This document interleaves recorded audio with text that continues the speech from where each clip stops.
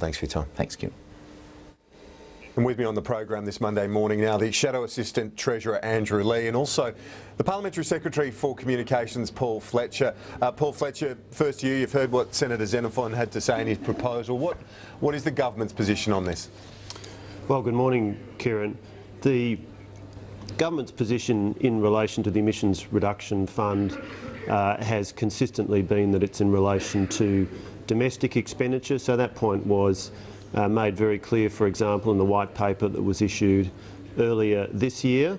Now, I think we heard Senator Xenophon there say that he's put forward a proposal.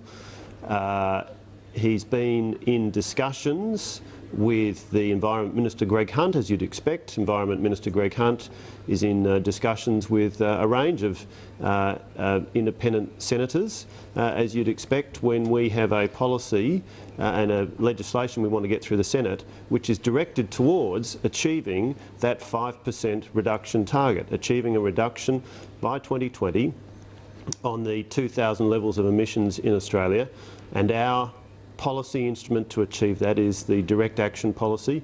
We've consistently advocated and pursued that policy for several years, 2 elections, and we are now obviously working to get the legislation through the Senate.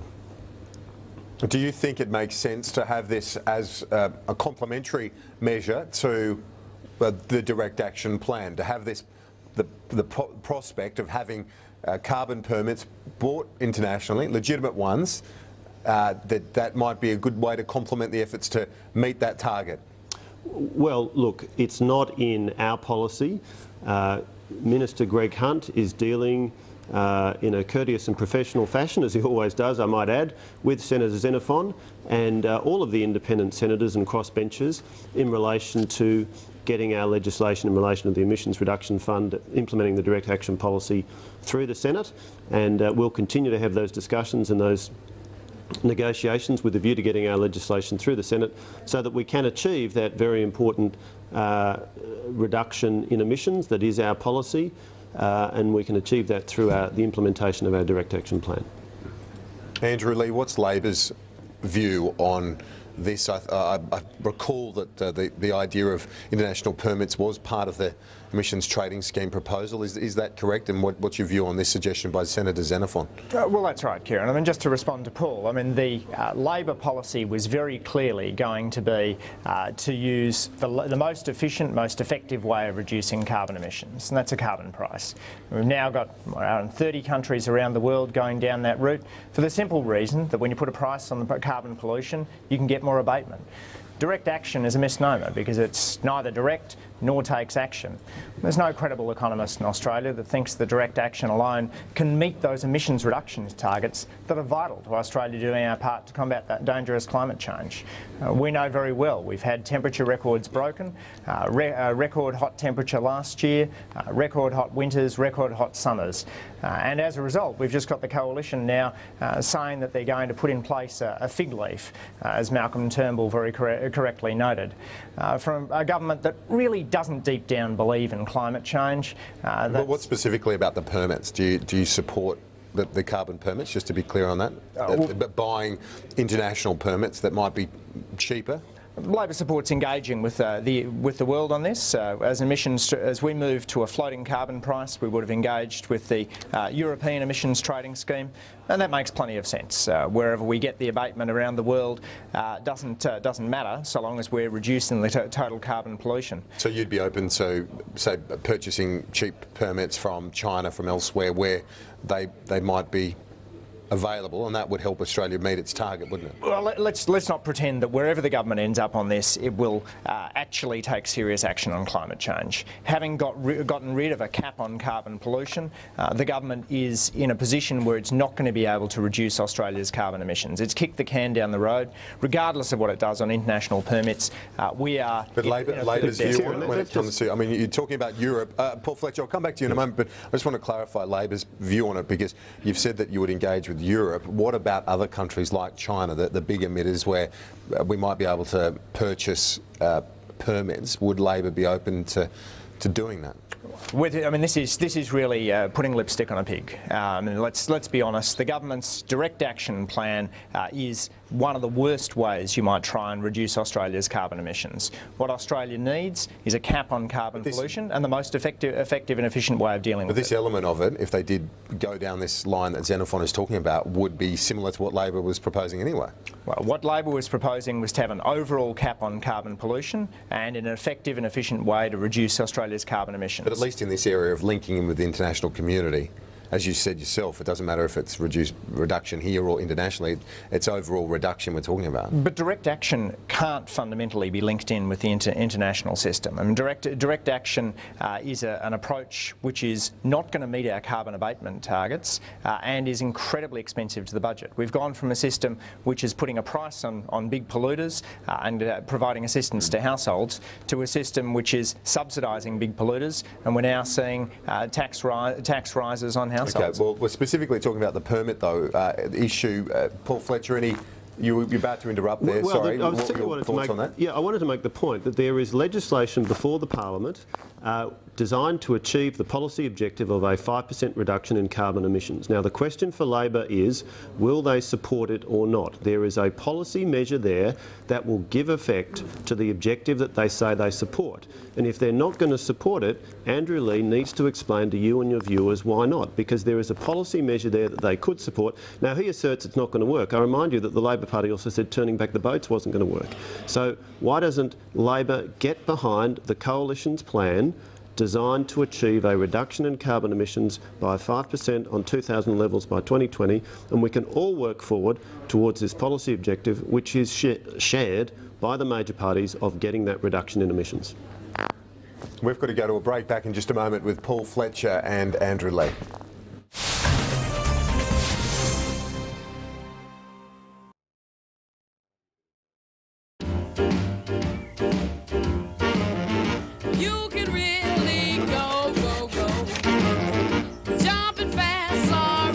Putting together everything for your dream home can be complicated. At HSBC, we've done all we can to ensure you spend time on your home, not your home loan. Find out more at hsbc.com.au/dreamhome. The world abounds with many delights, magical sights, fanciful flights, and those who dream on beautiful nights dream of beautiful things. The world is full of beautiful things, beautiful people too, beautiful people like you. Get real car insurance online right now and save up to a fat 15%.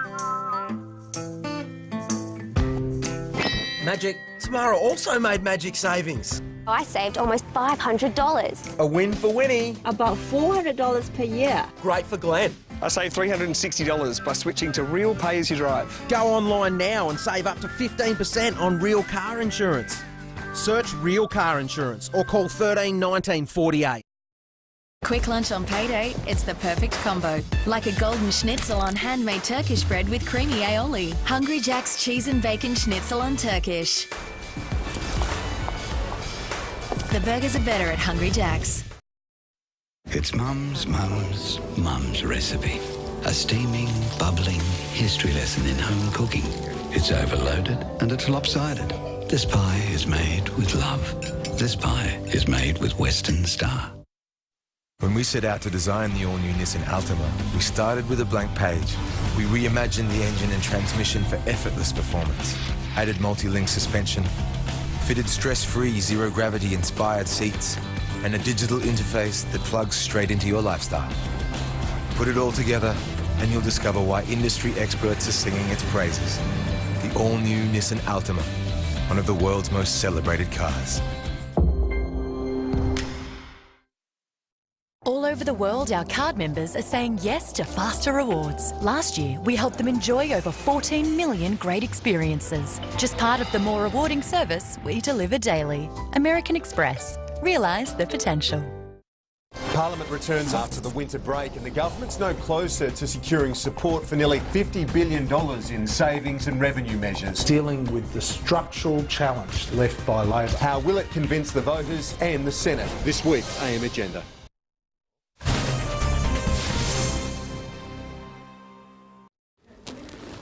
This is AM Agenda. Thanks very much for your company with me this morning, Andrew Lee and Paul Fletcher. Paul, I want to get your thoughts on this report. Greg Sheridan's report in the front of the Australian newspaper this morning talking about expanded military role for Australia. What do you know, if anything, about this report? Is this where the Prime Minister and the government's heading? Well, clearly there's a very unstable and troubling situation in Iraq and in Syria. The government has already announced a package of measures directed at our domestic security, for example, measures that reverse the onus of proof if people are travelling into parts of the world where the Foreign Minister has declared that there is terrorist activity going on. And of course that is designed to deal with the risk that we face when people have become hardened and radicalised. Australian citizens who are fighting in Iraq or Syria return and may wish to carry out terrorist activities here in Australia, threatening our domestic security. Now, what the Prime Minister has said, for example, in speeches last week, has been very, very carefully framed. And I do emphasise, of course, it is the Australian government's position that we do not lightly take military action. What the Prime Minister has said is that we're working carefully and methodically with our allies.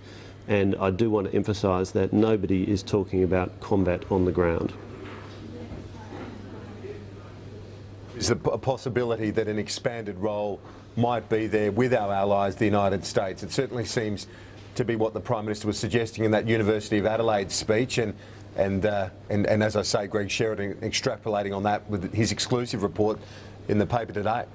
Well, again, perhaps if I could just direct you to what the Prime Minister himself said in his remarks last week. He said, we are talking to our partners about how we might contribute to the international efforts to protect people against the advances of the ISIS terrorists. Of course, that encompasses certainly the humanitarian work that the Royal Australian Air Force has been involved in, food drops into northern Iraq. And that's clearly been an important element of our activities.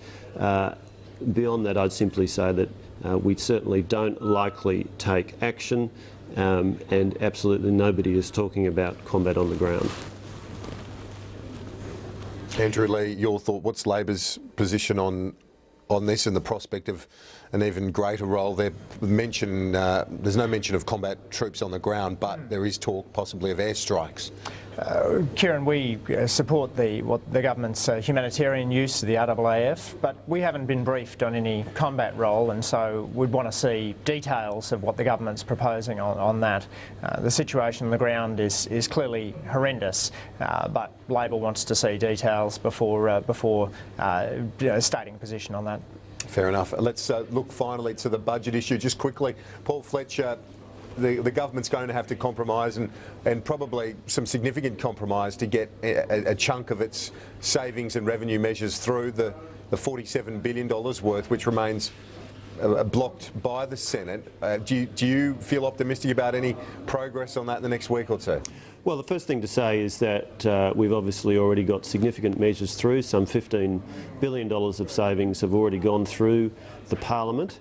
The next thing is, as Finance Minister Matthias Cormann made the point over the weekend, we've got a series of structural measures that we're seeking to achieve. For example, the $7 co-payment in relation to a visit to the doctor. Now, many of these measures would not be in the ordinary course in any event taking effect until next year, but clearly the work needs to be going on to seek support to be able to get these measures through the Senate. So that's a focus for the government. We have a plan here to get debt and deficit under control. It's the only plan around. Labor doesn't seem to have a plan. Andrew Leigh needs to explain whether Labor actually cares about debt and deficit and whether it's going to do anything about it. We've only got about 40 seconds left, Andrew, but just quickly, your response. Kieran, the government's approach to budget negotiations seems to be at the moment to crack its knuckles and say, nice economy here, shame if something happened to it. You've got ministers unable to agree whether there's a budget emergency or whether everything's hunky-dory. You've had Christopher Pyne had a couple of months saying that there was going to be an increase to medical research. Now yesterday saying that the government would be cutting medical research if it didn't get its way.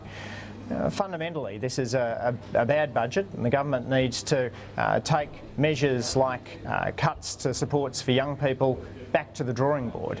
I mean, Labor's not going to do what the Liberals did in 1975, but we are going to apply the fairness test to a budget which not only breaks promises, but hits the fundamental Aussie fair go. At the same time as it's giving giveaways at the very top of the distribution, like paid parental leave. Andrew Leigh, Paul Fletcher, thank you both for your time this morning. Appreciate it. We're out of time. And I'm joined now by David Briggs from Galaxy Research to look at